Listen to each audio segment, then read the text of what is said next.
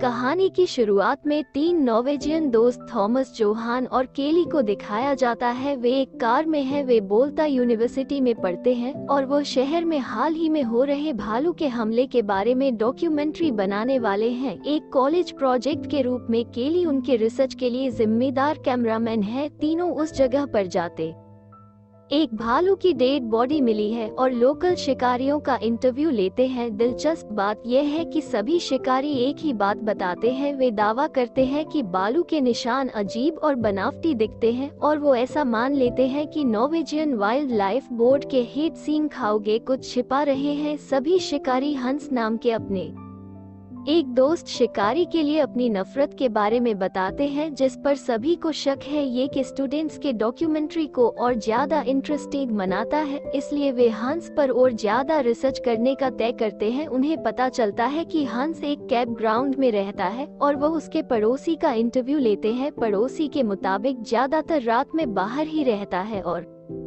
सूर्योदय तक वापस नहीं आता है। ये ग्रुप उस दिन उसके घर लौटने का इंतजार करता है। जब वे उससे मिलते हैं तो रूस के साथ एक रात के एडवेंचर पर उसके साथ जाने की परमिशन भी मांगते हैं। हालांकि मैं सीधा मना कर दिया और उन्हें यहाँ से चले जाने के लिए कहा। तीनों हंस की कार पर भालू के हमले के निशान देखते हैं और उसकी फिल्म बना आते हैं। वे ये पता लगाने के लिए पागल की रात में ऐसा क्या करता है, इसलिए वे अंधेरा होने तक उसकी वैन के पास अपनी कार में ही इंतजार करते हैं। रात में ठंड अपनी कार में जाता है और कार लेकर रवाना हो जाता है। ये ग्रुप उसका पीछा करता है। पूरी रात उसकी कार के पीछे ड्राइव करते हैं और उसे एक फेरी पर चढ़ते हुए देखते हैं। अगले दिन रूबी सैर पर जाने का फैसला करता है। जब डेस्टिनेशन तक पहुंचते हैं से उसका होटल तक पीछा करते हैं। आखिर में रात में वे उस अपनी कार में बैठकर भागते हुए देखते हैं, इसलिए वे उसका शांति से फिर से पीछा करते हैं। हालांकि वे उसे गेट पर पहुंचने के बाद खो देते हैं और गेट पर लिखा है कि आगे जाना मना है, लेकिन फिर भी जाते हैं। वे एक अंधेरे और शांत जंगल में पहुंच गए हैं और हंस को देखने के लिए कार से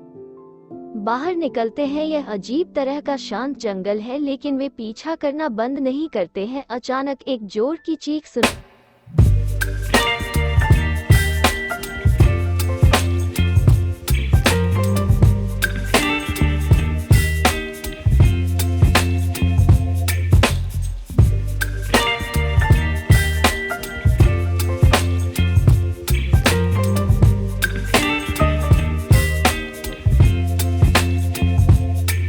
Baby, you give me ice and fire. You give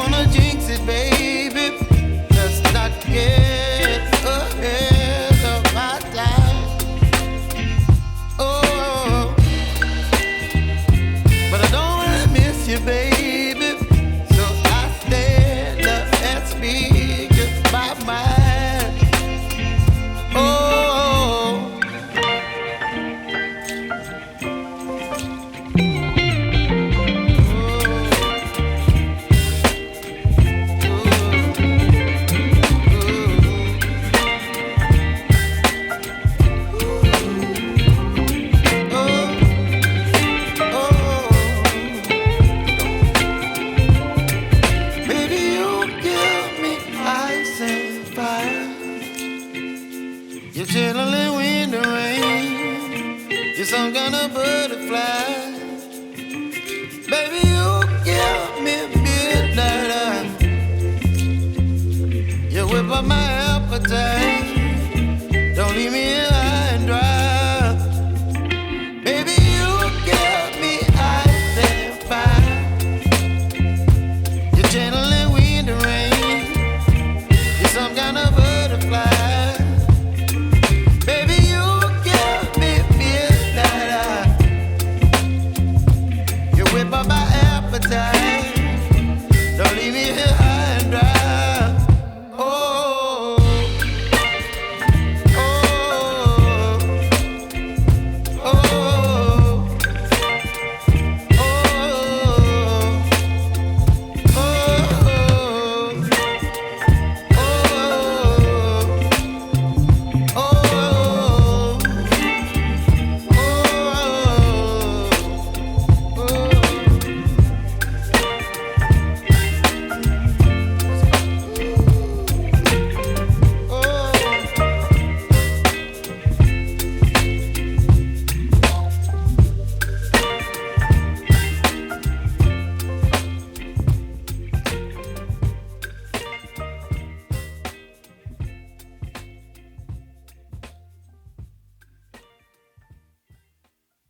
पिछले कुछ हफ्तों में ट्रोल्स नॉर्मल से ज्यादा हमला कर रहे हैं और टीएस इसका कारण जानना चाहती है। इसलिए उन्होंने बीती रात ट्रोल्स के ब्लड सैंपल लाने के लिए कहा था, लेकिन दुर्भाग्य से हंस नहीं पाया। इसलिए मैं आज कोई से शिकार के लिए जाना चाहता है। चीन को पता चलता है कि स्टूडेंट्स पूरी बातचीत की फिल्म बना रहे हैं और वो उन्हें चेतावनी देता है कि उन्हें फुटेज रखने की अनुमति बिल्कुल नहीं दी जाएगी, लेकिन ये चेतावनी उन तीनों को नहीं रोकती। रात में वे केली का शिकार करने के लिए एक अलग लोकेशन पर जाते हैं। जब वे वहां पहुंचते हैं तो ट्रोल्स को अट्रैक्ट करने के लिए से भेद को चारे के रूप में इस्तेमाल करता है। ये काम करता है और थोड़ी देर के बाद एक अलग तरह का ट्रोल वहां आता है और भेदों को खाना शुरू कर देता है। हंस मेटल के सूट को पहनकर तैयार होता है और एक सिरिंज साथ लेता है। फिर ब्लड सैंपल लेने की कोशिश करने के लिए बहादुरी से के लिए सिर के पास जाता है, लेकिन ट्रोल नाराज हो जाता है, वाहन पर हमला करता है और आसानी से उस पर हावी हो जाता है। बोस को खाने की भी कोशिश करता है, लेकिन मेटल की चोट के कारण बोस को नहीं खा पाता। हंस मरने का नाटक करता है, जिससे ट्रोल निकल जाता है। तीनों उसके पास जाते हैं और उसकी मदद करते हैं। हम जल्दी से ट्रोल का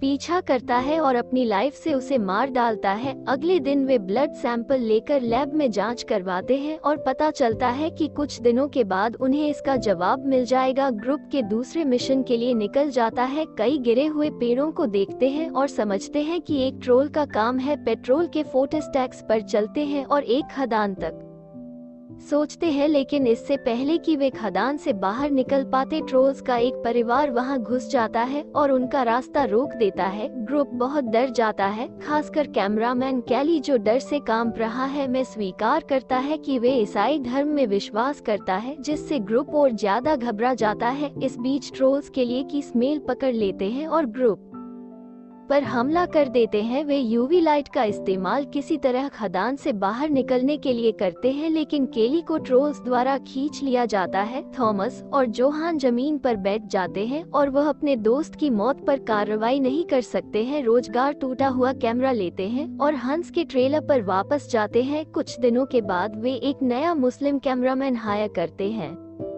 यह नहीं है कि क्रिएटर उसकी स्मेल पर कैसे रिएक्ट करेगा। सिंह ने फिर से हंस को फोन किया। इस बार उसे सबसे खतरनाक ट्रोल को मारने का काम सौंपा गया, जिसे कहा जाता है मीटर तक लंबा होता है। फन जानता है कि स्टो को मारना सबसे मुश्किल होगा, इसलिए उसे दूर रखने के लिए अपनी वैन को के लिए मेटल से ग्रेड करता है। क्रुप ट्रोल को ढूंढने के लिए पहाड़ों की यात्रा करता है। उसका पीछा करने पर उन्हें लैब से कॉल आता है, जो बताते हैं कि ट्रोल्स को रेबीज है। यही कारण है कि वे पिछले 1 महीने से ज्यादा हम कर रहे हैं। ग्रुप को याद है कि टॉमस को पहली बार ट्रोल का सामना करते समय काट लिया गया था, इसलिए उन्हें डर है कि उन्हें रेबीज हो सकता है। थॉमस का दावा है कि उनके वापस आने के बाद उनका टेस्ट किया जाएगा। तभी वो जोटने ट्रोल को अपनी वैन की ओर बढ़ते हुए देखते हैं। दुर्भाग्य से वैन की लाइट्स काम करना बंद कर देती है। तभी हमसे प्लानिंग के बारे में में सोचता है और एक ईसाई भजन गाना शुरू कर देता है और वोटरों को कंफ्यूज करता है और उसे अपनी ओर अट्रैक्ट करता है। वेदों पर चुनौती को दूर भागने के लिए काम में लेते हैं। थोड़ी देर के बाद स्लाइस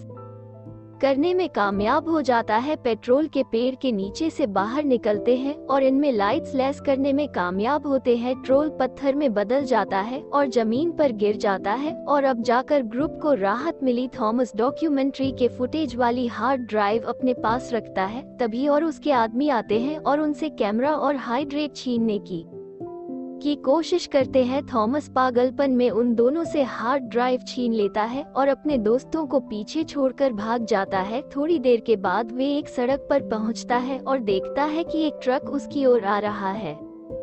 कठोरता है और हमें बताया जाता है कि इस घटना के बाद किसी ने स्टूडेंट्स के बारे में कभी नहीं सुना, लेकिन ट्रक वाले ने थॉमस से फुटेज ले लिया और उसे प्रेस में लीक कर दिया था। कोई चारा नहीं बचा। एक्सप्रेस मीटिंग के दौरान नॉर्वे के प्राइम मिनिस्टर ने ट्रोल के अस्तित्व के बारे में कबूल किया और अब ट्रोल्स के बारे में पूरी